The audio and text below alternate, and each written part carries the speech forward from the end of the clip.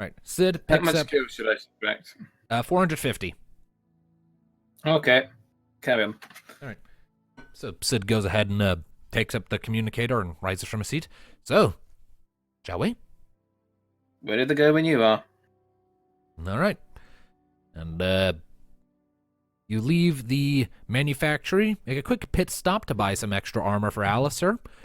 And after that, you continue on your way. He leads you to one of the cable car stations, and before long, it hauls you up back to the dry docks, where the Stargazer is waiting. You see the crew is sort of up on deck, doing a couple checks, just making sure it's all well and working. You see Wedge is sort of sitting off on a crate just off the gangplank, kind of looking at a clipboard with some stuff on it. Glances up as you approach and immediately hops down. Ah, boss, you're back. Yep, we're heading out. Where to? Costa del Sol. Are we on vacation? No. Damn.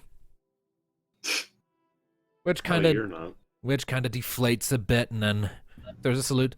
All right, we'll get it ready to go. Set. And then kind of waddles up onto the plank and up onto the ship. We're off on a adventure / vocation, I guess. Never thought to say that. We're off on a hunt. It just so happens our hunt is taking us to the beach. Sweet. All right. Y'all get on board the Stargazer. Sid makes a few final checks. And after a couple minutes, he takes the wheel, and the ship unlocks from the dock. The gangplank is retracted, and before long, you are flying out of the dry docks and landing bay of Endlem and back out over the environment, immediately making your way to the south and east. So, as it stands, making your way all the way to Costa del Sol from here via airship is going to be a relatively painless process in terms of time investment here. Let's see. And the fact that we're not going over the Amber Coast means we're probably not going to get attacked. Indeed. So we're looking at about 5.5 to 6 days of travel for this trip. Another week, then. Pretty much. Yay, more air sickness. Indeed. So, are there any particular interactions any of you want to have while this is going on? Deep breaths, Thanatos, and try not to puke up your guts. Nope. Promises. Ugh. Humans were not meant to fly. All right. You get your air legs someday. All right, Someday. so the mountains gradually fall away from you, and soon you're flying over the large, sprawling forests known as the Pointing Forest, which, looking at the map, you are able to deduce is because it looks kind of like a pointing finger. Anyways, Pointing is word. Well, you are accusing me of pointing while you are pointing. Which one's Batman? Who do I shoot? Batman!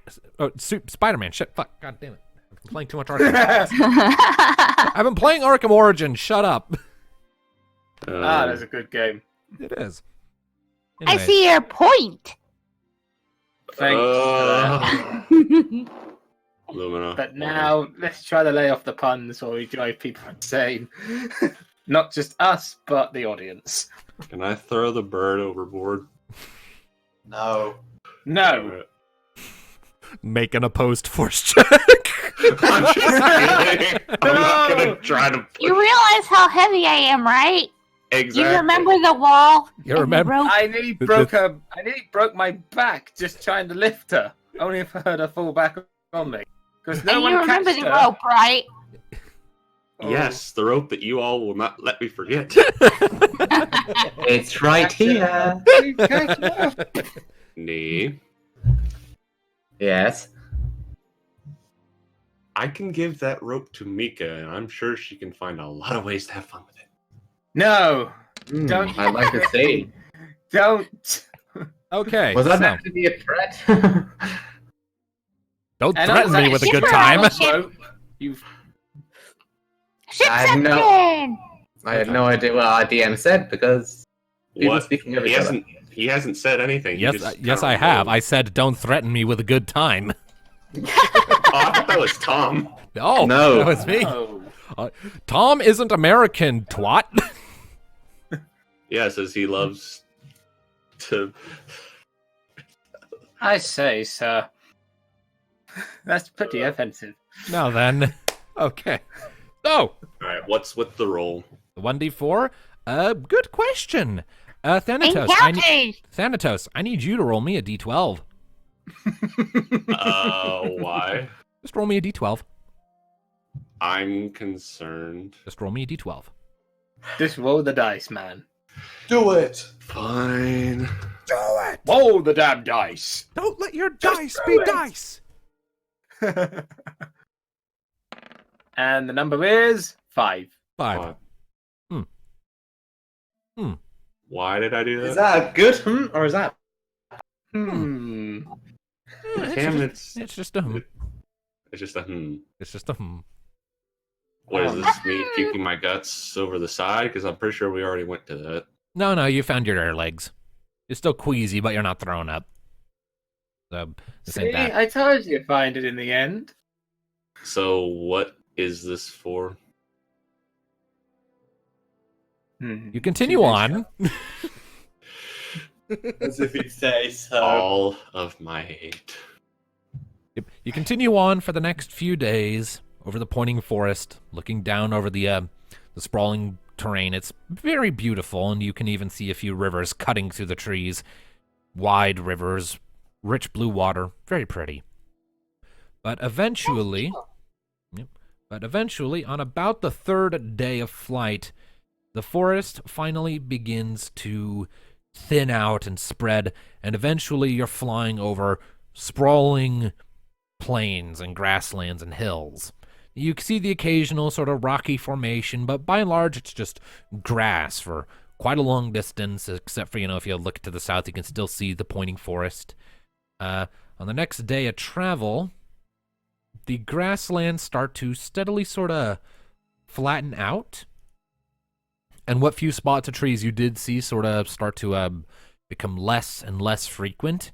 And when they do show up, they're of slightly different varieties. You're seeing less and less like evergreens and deciduous trees, and seeing more things like palm trees and small little ponds that kind of vaguely look like oases scattered around. Whew, we must be getting close. It's starting to get warm. Yeah. It's worth noting, you're still on the tail end of winter here, so it's not like totally hot, but there is a definite increase in temperature the further and further you fly, even with the added, intensity of the wind chill from being so high up and flying at such high speeds. That's why I say. But yeah. Hope you're all prepared for the heat. 'Cause it won't be long now. I don't do heat well. And What do you do well, Thanatos? Drink. Of course. No hesitation. Unlike some people I know. No hesitation. Just instantly responded. Drink. I love it. Well, I mean, I could drink, fight, make racist jokes, apparently. Anyways. Yes, the art of drink is all right, but not on a job. But anyways, as you're flying, eventually you see the coast up ahead and the large, very bright and vibrant, almost cyan waters of the Solitaria Bay. Ooh! You can see That's a lot of water. you can see the Oh, look, it's the ocean again. you can see the sunlight reflecting off of it, looking almost like aquamarines or diamonds glittering on the surface. Very pretty in accompaniment with just the sheer scale of it and the surrounding terrain. It's very different from the beach sides around Marasu, for example, where everything was sort of mostly just foothills and juts of white stone. Here it's surrounded by very tropical terrain, small little patches of palmwood forestation. And as you're getting closer and can actually make out the beach, you see that it's very long. It's a very large beach that stretches for miles and miles, and it is a very vibrant, pure, rich, sort of white color. It is pristine in its prettiness. It's like Hawaii almost. If you're planning for a swim, Thanatos, make sure you don't wear heavy armor. I think I'll wait until we land before I start thinking about that. Anyways, and finally, at about midday on your 7th day of travel, you'll finally find the town of Costa del Sol. And it is interesting to look at, that's for sure. Give me a second, there's something I need to deal with off to the side here. Just a quick thing I need to take care of. Okay, alright, taken care of. So, Costa del Sol. It's, as was said, very much a resort. It's kind of a town built in vertically ascending layers in this sort of half bowl shape of sorts. Each layer is sort of very wide, like way too long steps where you can step 2 or 3 times before actually climbing up to the next one in the case, right? That sort of proportional shape. And you can see a lot of interesting stuff. There are plenty of like large inns, and it's very colorful and very bright and kind of glitters and sparkles in the sunlight from this far overhead. You can see a large number of buildings that you can only imagine are probably akin to casinos would be the closest equivalent, and large inns and taverns that are very extravagant in their coloration. You see a single large tower towards the top sort of tier of the city, and Sid brings the Stargazer down towards that tower, and you quickly realize that that is the airship landing point. This sort of 4-sided tower, and you get the feeling it can house roughly 8 airships about the size of the Stargazer at any given time before it reaches capacity based on that tower. But it also has a very bustling port with plenty of sailing ships bobbing out in the water, plenty of which look to just be for luxury purposes only. And before long, Sid brings the airship in and locks into place at the dry dock. Well, ladies and gentlemen, welcome to Costa del Sol. Pretty place, huh? Well, Well, amazing. it's certainly bright and fancy looking. That it is. I've only been here once or twice myself. Usually way too expensive for me to actually do anything meaningful here, so usually I'm just here on work rather than anything else. First time I've ever been to a place like this. It's lovely. Not a care or worry in the world. Perfect place for some rich scientist bastard to hide. I've only been to the beach a couple of times. The first time I washed up on it, the second time Thanatos fell in it. Well, maybe you could take the dip this time. I wouldn't count on it. Just remember, people, we are here on business, and we should probably make the work quick, because as things stand, parking here is extremely expensive, and I only have so much gil to throw around. I can afford maybe 2 days of parking here before I'm going to have to pull the Stargazer out. If you want to stick around and maintain your search at that point, you can, but you'll be on your own, and I'll have to walk back to Endlem on your own. It's a long-ass walk. In other words, don't rock the boat. So, we only have 2 days. No. Don't rock the boat, and don't waste time. Mm-hmm. Well, We have then. don't wanna 2 make too days, so big a let's make it splash. count. I The assume, puns are not going to ease up.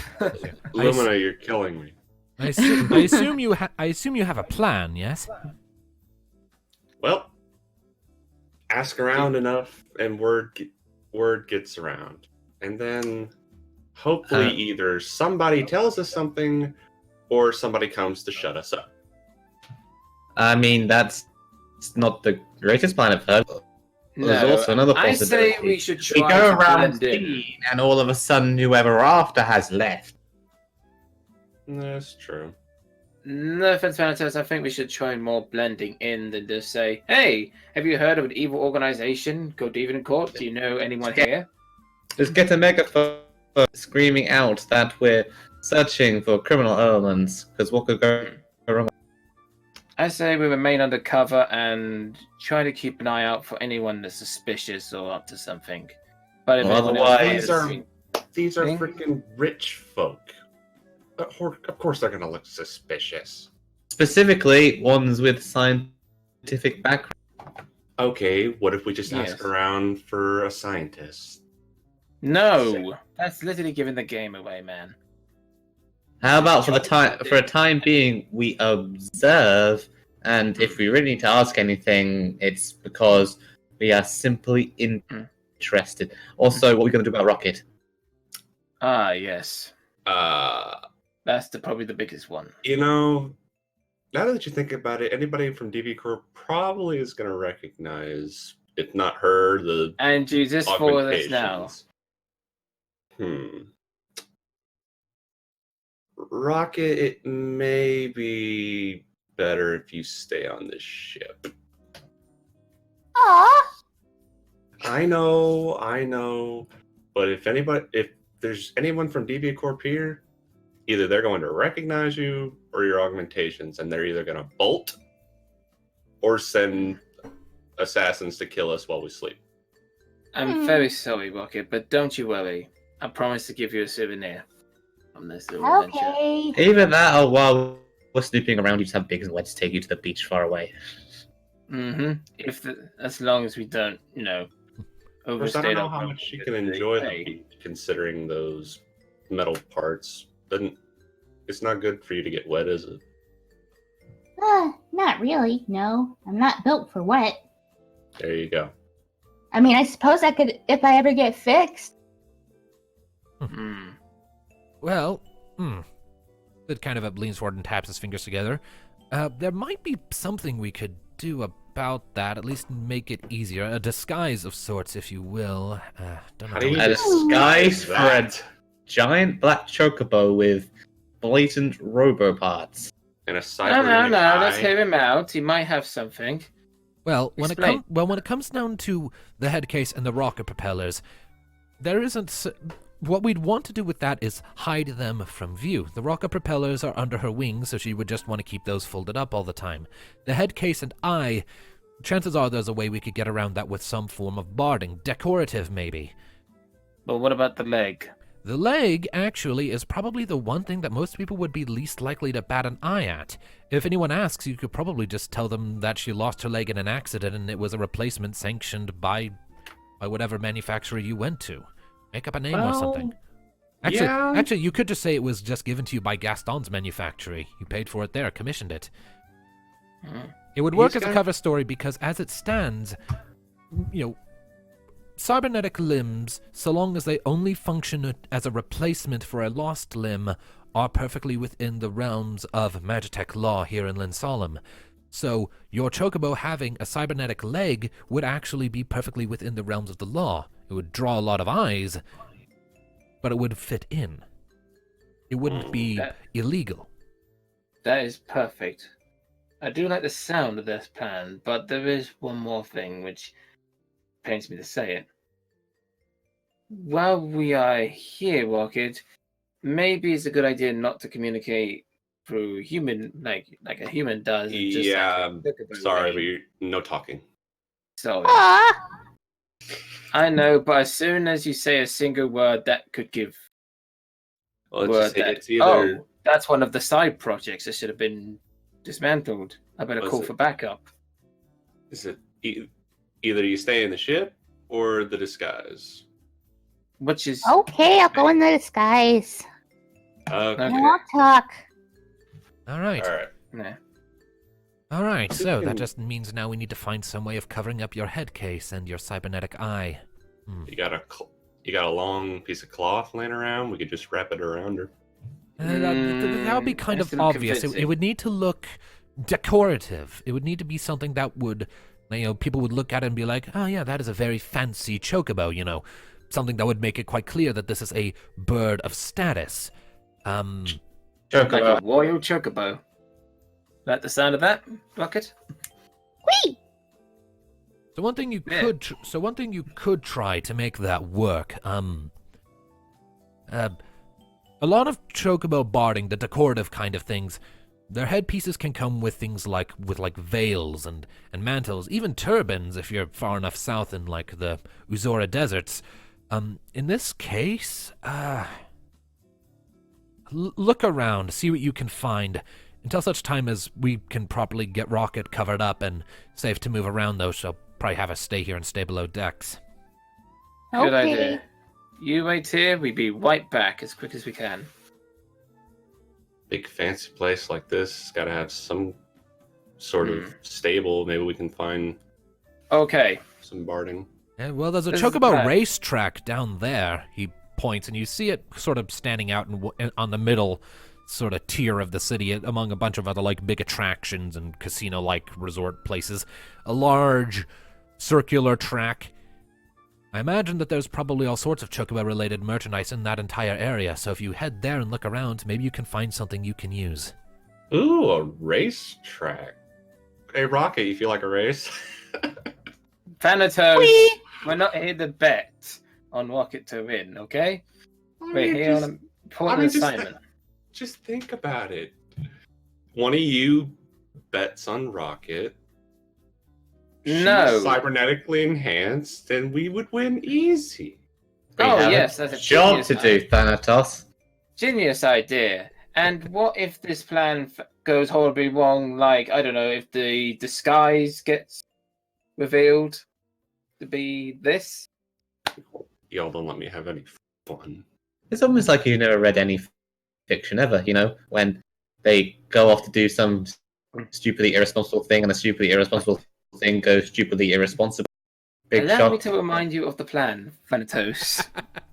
We are here undercover. We're not to draw any attention to us. We're not going to make our intentions too obvious. And most importantly, Thanatos, no Thanatos things. As in, no getting completely drunk or even punching someone in the face. No Thanatos things. No Thanatosing. He's a verb now. Thanatosing. Okay. One, no. We have made you a verb. Deal with it. Two, so you basically saying that I can't be myself and I can't have any fun. For the Yes. sake of this going right, yes. I mean, if you're able to Well, get another if you're able to get another one of the communicators, then by all means, spend the rest of your time having fun. But Mm-hmm. communicator first, priorities. Yep. I mean, unless you want Corp to get away with everything in the world. Hmm. And try not to make too many people mad. Sure. Definitely that. Sid, Yes. how common are those communicators? I don't know. They're custom made by DV Corp itself. Judging from what I've heard, it seems that from what you've told me about your little escapades up in Lapinia, it seems to me that those communicators are reserved for operation heads or significant individuals, such as Nabat or the various individuals orchestrating the poaching raids. So you'd want to find someone with at least a degree of influence in an operation. And before we shoot off and search for important items for Rocket, how does people feel of seeing other people with armor and weapons on them? Well, adventurers pass through here every so often to kick back and relax, so individuals with weapons and armor aren't unheard of. Phew, that's a good thing.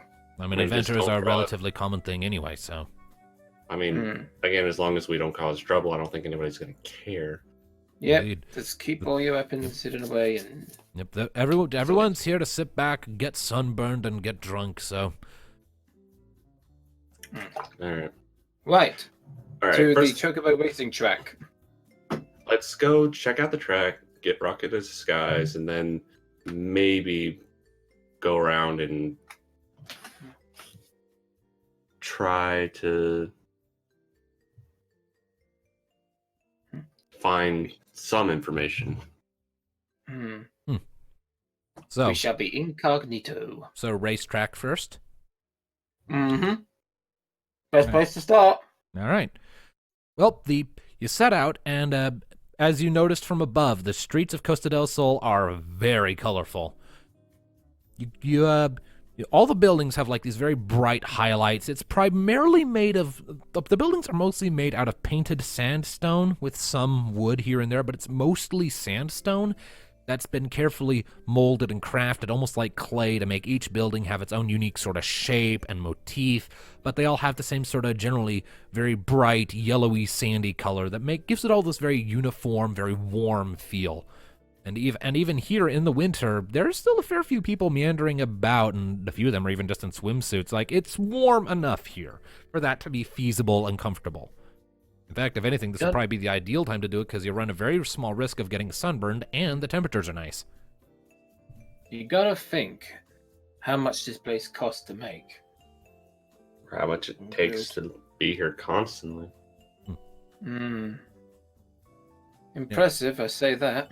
As you make your way down to the second tier and meander your way through the streets, and eventually you come to the Chocobo racetrack itself. And it's very big. It's like a very grandiose, very well-made stadium. Clearly some Magitech was involved in its construction.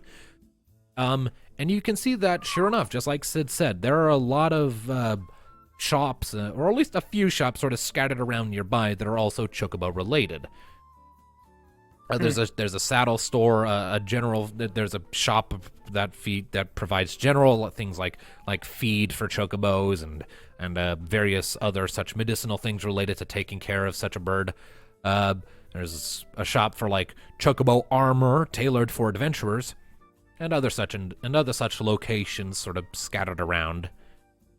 It's kind of a busy marketplace, and it looks like there is actually preparations underway for a Chocobo race to happen at some point in the relatively nearish future in that track. You see a bunch of people bringing their Chocobos in, talking to people near the entrance and being allowed in. You're not sure when it'll take place, but it looks like probably within the next couple days. And people are showing up to get ready and do final tests and the like, or checks and training courses or whatever.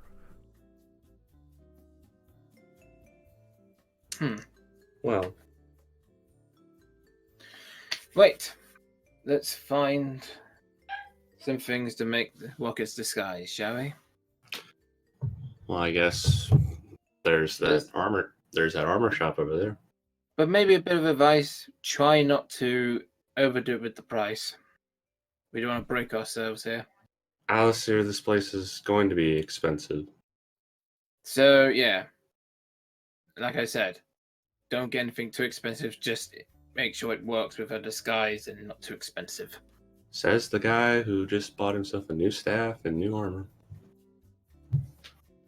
Yes, but those are vital things. But anyway, Just saying. Alright, let's go. let's start off with getting the head sorted out. I mean, surely we can just find a helmet that'll cover the plate, and then maybe find something to cover the eye. Just say that they lost it. Go ahead Or and roll what, me an our awareness friend? check, all of you who are looking. Oh, Yep. God. Or even the better thing would be what a certain someone suggested to us.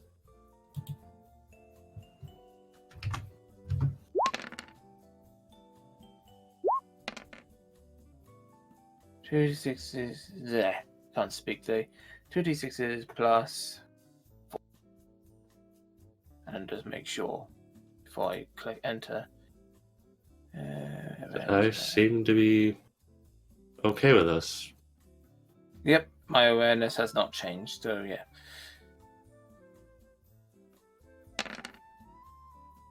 Four- 11. 14, 13, and 11. Those all pass the difficulty target of 9. All right, so you look around for a little bit, analyzing the various shops, looking for something that looks like it'd probably work, and you eventually come down to a couple of different options.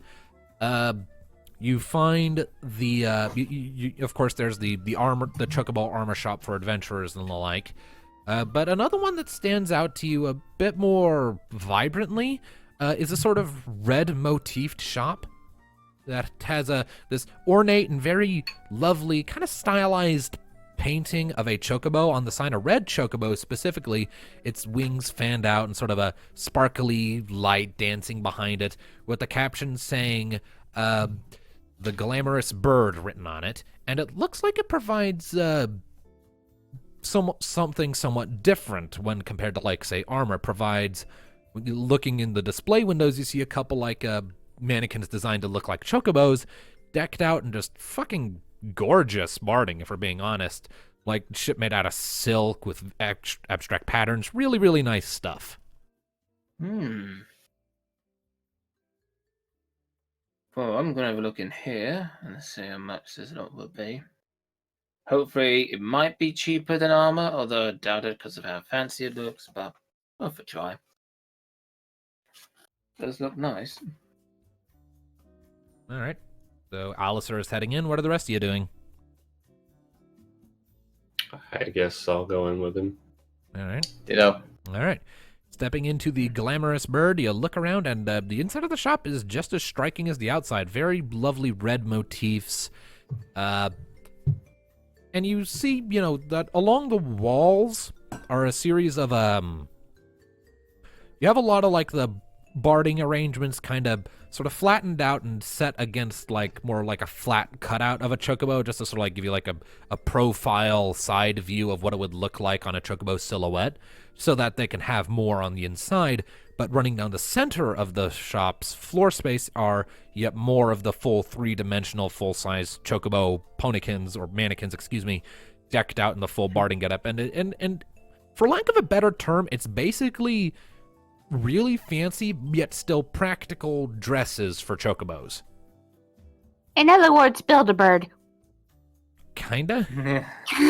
I mean, I've never been to a Build-A-Bear, so I wouldn't know. Okay. That's one way to put it. Yep. And you do see a counter, but there is no one behind it that you can see at the moment.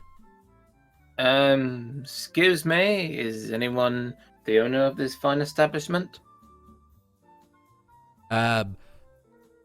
For Nee and Thanatos, you suddenly see a little white thing fall out of the rafters and lightly bob against Alistair's head. Mm. You look up, and you come face to face with a Moogle. Oh. Ah, Oh. Hello. Hello, Kupo. The Moogle sort of flips over you and sort of drifts back further into the shop. Welcome to the Glamorous Bird. I'm Boko, Kupo. What can I do for you? Oh, nice to meet you. We're just looking for things for a chocobo of ours. Something special. Oh, But yes, not to- special. I have a lot of special in here, Kubo. That sounds good. we were hoping for a few decorative pieces for our chocobo. Fancy Yeah, looking that's- helmets, for example.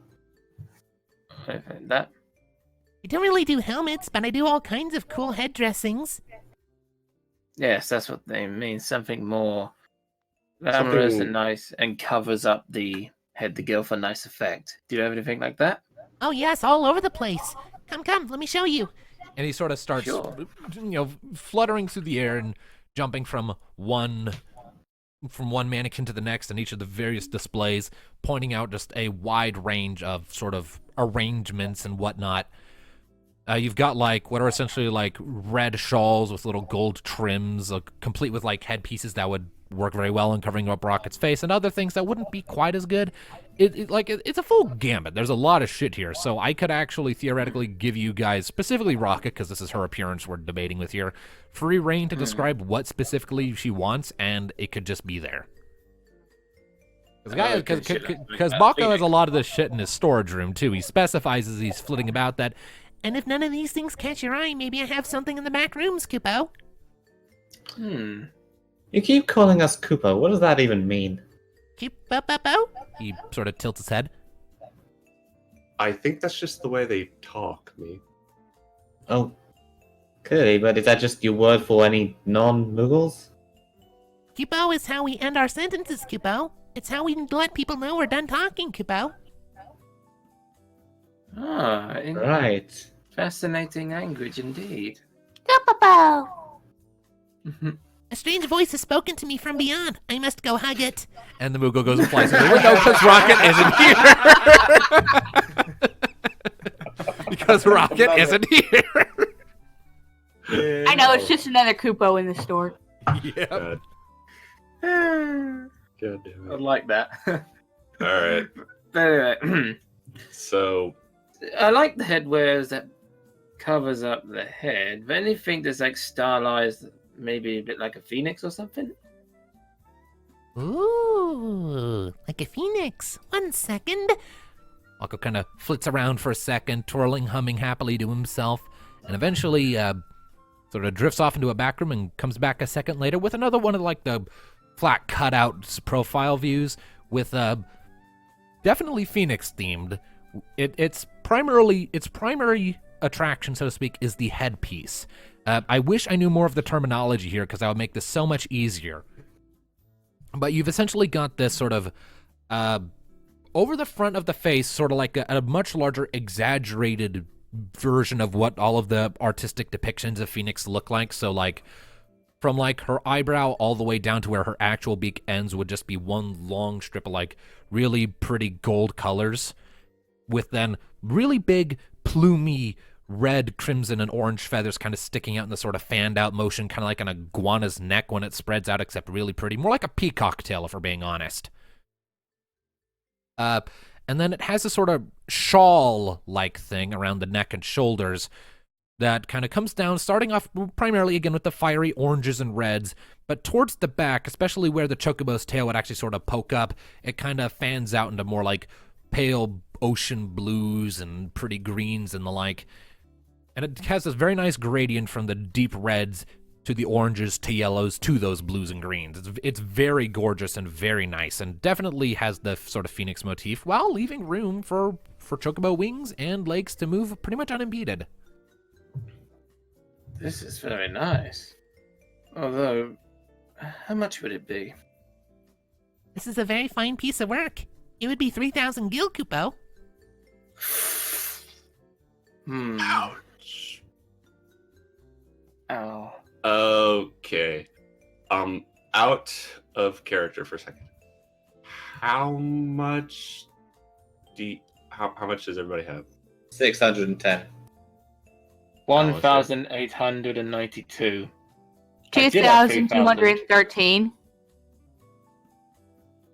Okay, so And you? okay, 2,438.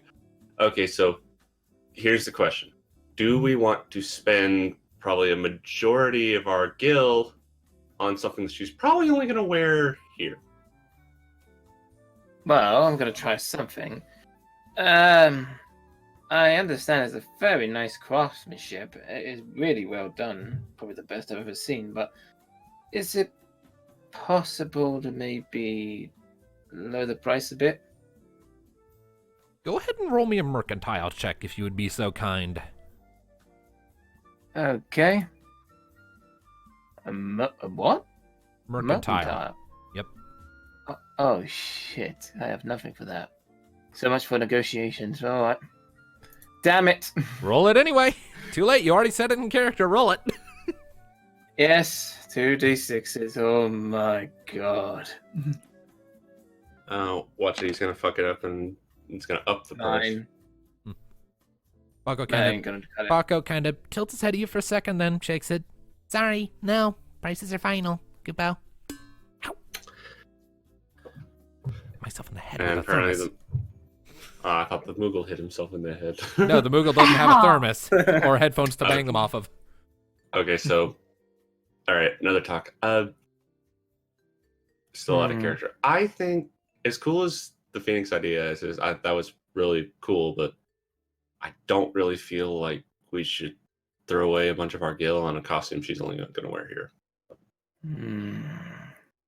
I mean, that depends. Lumina, would you wear it in other places?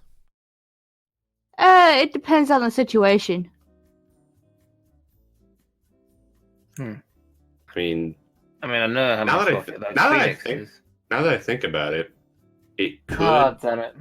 I mean, now that I think about it, it could help us kind of around the entire nation of Solemn, so people and guards don't kind of give us weird looks on our parts.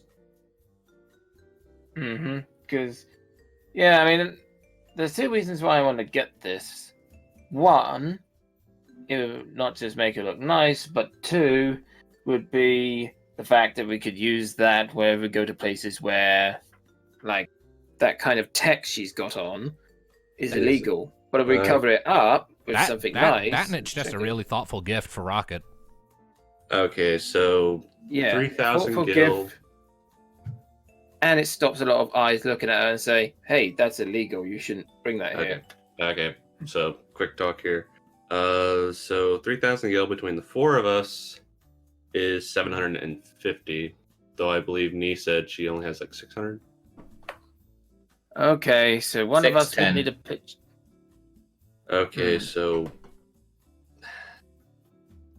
let's see here. I'm going to be kind of mean here, considering Rocket's. This is for Rocket. I say that she should probably put the most into this.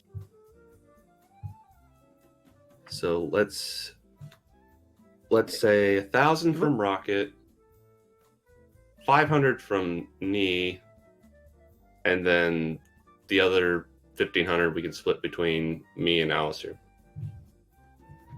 All right. Does that sound fair? That Right. could work. The question then becomes, what is half of 1,500? 750. Yeah. So that's 750 from me and Alistair, Yep. 500 from Nee, and then 1,000 from Rocket, which we could just say we get from her when we get back. Chances are we could at some point probably just do away with having each party member individually track their gil and just have the communal party money. I mean, that's why I keep saying how much gil do we have in total, and we can share it out between us. Yeah, I'm trying to be organized. That's what I've been saying. We might as well do. Well, okay, But yeah. it appears we both got ignored with this idea. Okay, points have been made. We can from now on, the party all shares gil. Thank you. And now I've got a 1,142 gil left because I'm putting my 750 on it. Once everyone Okay, has so we subtracted could- the gil for buying the thingy, go ahead and give me your individual numbers and I'll add it all up, and there will be a handout I'll give you guys for your total gil. 110. Okay, Okay, I now have 1,213. All right. And 1,142. Right, and Thanatos. Hold on, so after my subtraction. Yep. And I even put it here, Let's see here. there. Damn it, where's my 2, 4, 8? 1,688. All right. So, party communal gil is now 4,153 in total. And, yep, I will go ahead and show that to players. The title is pretty much the important part. And I'll go ahead and make it so that, Wonderful. and I'll go ahead and make it so that Tom and Alistair can edit it freely. Pretty much just change the name of it when you want to adjust how much gil you have, but please only do so when you actually make money or spend it. Right now, I'm just focusing on sharing it between us evenly. Well, it is now. So, Mm-hmm. as far as when we buy stuff, usually we're all together anyway. So, yeah, this will probably just work. All right. So, we pay the guy. Yep. They dish out the 3,000 gil, and Mako kind of squirms and vibrates in place. Takes the gil, sets it on the counter. Would you like this gift wrapped? To keep it nice, I suppose, yeah. And it's going to be boxed anyway for transport. Very nice thing. You don't want it getting wrinkled or dirty. Be right back. And he flutters off back into the store and comes back a minute later with a very pretty sort of like a kind of briefcase-ish, large briefcase-sized box that's sort of been neatly wrapped up in some colorful paper. He passes it forward. Here you go. Thank you very much for doing business, Kupo. You're welcome. Nice to meet you. Come back again anytime you need cool looks for your chocobos. He sort of does a little spin, twirl in the air, bows to you, and then flutters up into the rafters, and you completely lose track of him. What a charming character. So, that was a Moogle. Huh. And this is basically what we all have each. What I just put there. Well, I don't think. That's not quite how that works. Let's say Gil I know, doesn't that's- do decimals, so I know, sorry, but that's how it just shares out in my head. I mean, I don't really think it matters. Just but- ignore the decibels, I say. That's not how that works, but all right. Sure. Okay. Okay. So Just Other say than one of that, us got one extra. let's let's take the thing. Let's get the rocket and let's get her all dolled up. All right. So, with your newly acquired, essentially Phoenix dress, someone put that in their inventories real quick. I put it in my inventory for now. So we give it to Rocket. All right. Now then. So, after that, you make your way back up into the top tier of everything. And once you arrive, you make your way to the Stargazer, climbing back up the dock tower. And you climb up onto the deck, and you see Sidus talking with Biggs and Wedge, and you don't see any sign of Rocket. They three of them look up. Sid steps forward. Ah, you're back. What'd you find? A little gift for Rocket. Hmm. And a perfect disguise, I think. Where is she? Second deck. Figured it would be Thank best to you. keep it down there while we waited on you guys. Good idea. Hey, Rocket. Yeah? Check out the gift we all pitched in to get you. I think you're gonna Oh? like it. And Rocket comes up and keep going. Act it out. I thought since you like this sort of things, I thought it'd be around a design. Hmm. So It's What still do you it's think? still it's still in its wrapping and box, by the way. that's why I was We- like, open it up. Let's say you Okay. gotta open it. You guys really got me something? Yes. I mean, yes, it is not just a disguise for this mission, but I thought it could be something you like to wear more frequently. So people Okay. don't stare at you for having cyber parts. Hmm. And so I assume Rocket's tearing into the paper to open up the box. Yeah. You tear it open and you sort of you fiddle around with the clasps for a second with your beak, but you're able to get it after a bit, and you nudge it open with your nose, and you see it all in there. Like to the rest of you, with how bright the sunlight is, you can like see like the red of the silk reflecting off of her front feathers and beak. It's very pretty. Pretty. Hmm. I And mean, Phoenix themed. yeah. Since you like phoenixes a lot, I thought you'd be a little bit closer to being a phoenix. Thank you. You're welcome. That's definitely a very pretty gift, Sid points out. Mhm. Thank you so much. Anytime, Rocket. Now, you try it on and make sure it's all comfortable for you, and we just wait outside. Okay. And I put it on. All right. Well, if you will give me just a second here, I will tell you the property that it gives you. Because that technically counts as an accessory you just equipped. Congrats, you Ooh. are now Phoenix. No. That would be quite the freaking upgrade. That would have been. You are From now Chocobo to you Phoenix. now have the you now have Phoenix barding, and it grants you immunity to fire damage. Ooh, nice. Nice. Nah, you're not just waterproof, you're also water It's not resistant. waterproof. The armor they got, wasn't it like water resistant, or was that my shield? That's your shield. I mean, you all got ice resistant cloaks back in Anima, but that was a while ago, and I think you can only have one accessory equipped at a time. Hmm. Well, I mean, we don't really need the ice things right now. There's probably not ice anywhere for miles. There is no ice. But We're yeah. in the tropics.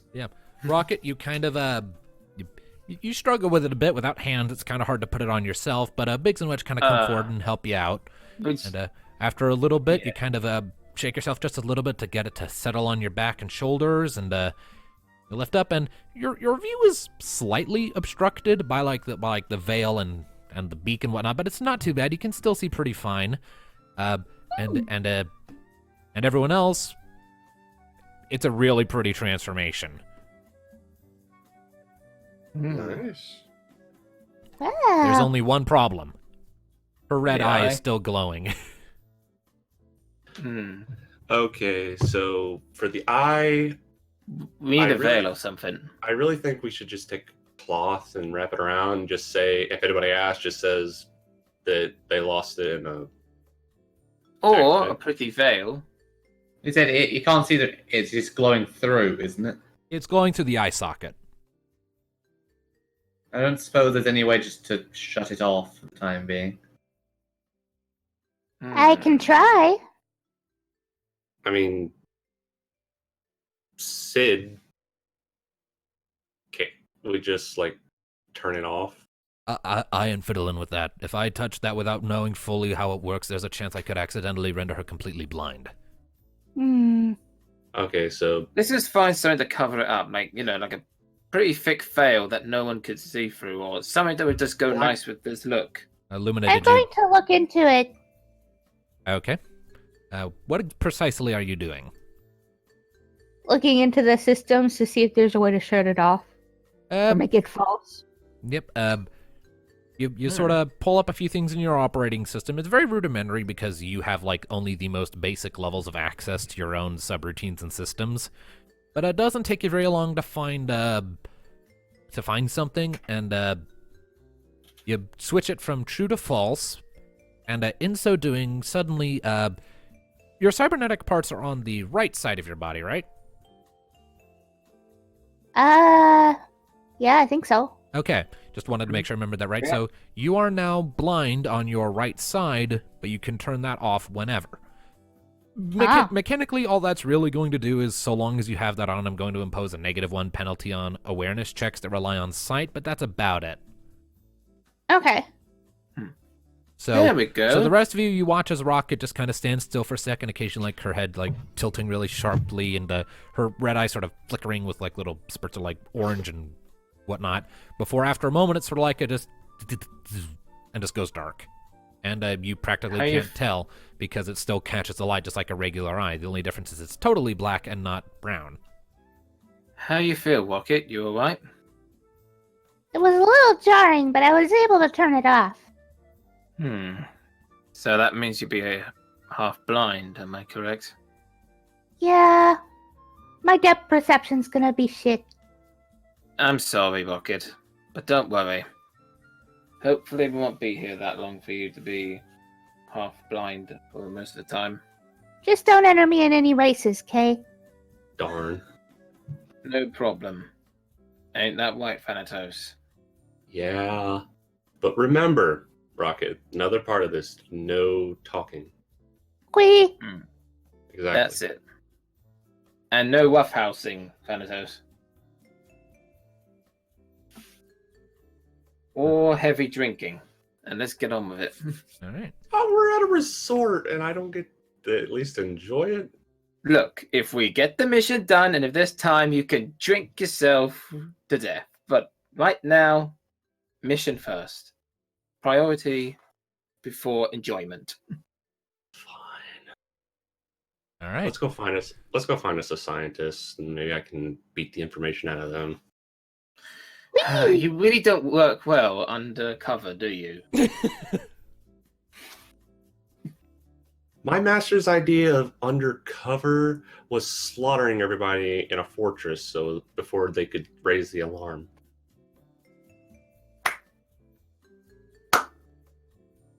Good for you and your master, I guess. It's actually And, pretty impressive. And with that harrowing sort of info drop, I think we've probably reached a good point to call the session for the day.